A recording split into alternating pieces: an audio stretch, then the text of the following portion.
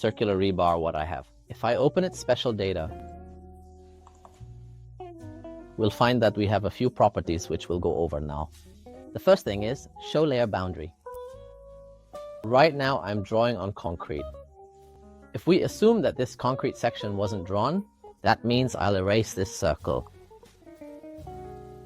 Then we will find that the skewer is surrounded by a boundary. Then if I made show layer boundary by no, we will not find our rebar boundary. The drawing disappears. The second thing, let's move on. Flip.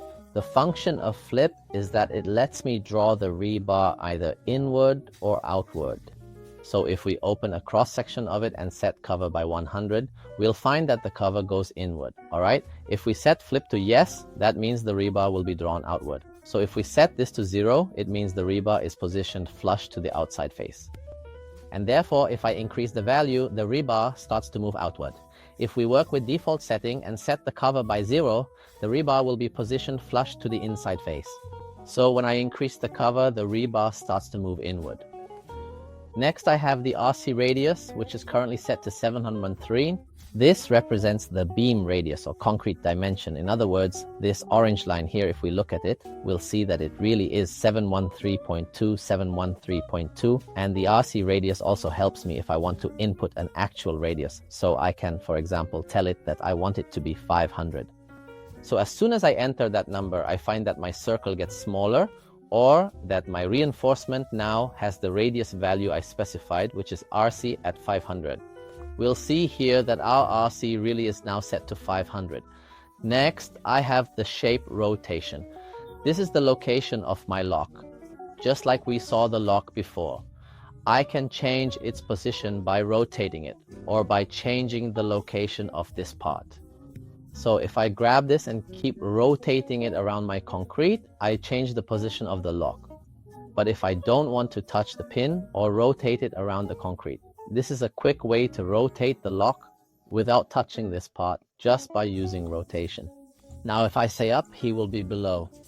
Of course, if chosen down, it's at the top, left will be here. He means the 4 directions. So this is the first location, the second location, the third location, the fourth location. So we find that it moves by what? By the value of the 4 corners we have in the reinforcement. After that, I have the hook that I have right here. I can carefully and precisely control this hook just as I would with any other object that I currently have in my possession.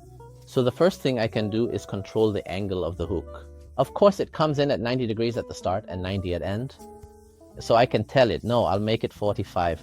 As we can see, my hook's angle changes, and I can also tell it, no, I want it to be 45 as well. So we find that the angle of the hook has changed, and for the hook length, it could be 100, it could be 200, 200 here, and we can tell it, no, I want it to be 200 here as well. And its orientation can be left or right, so we can tell it, no, I want it to be outward, and here I can make it outward. Of course, we can control all the orientation or the direction of the hook anywhere we want. Of course, the default is that it's inward, and the angle is 90. And as for the length of the hook, in the end, we can adjust it however we like.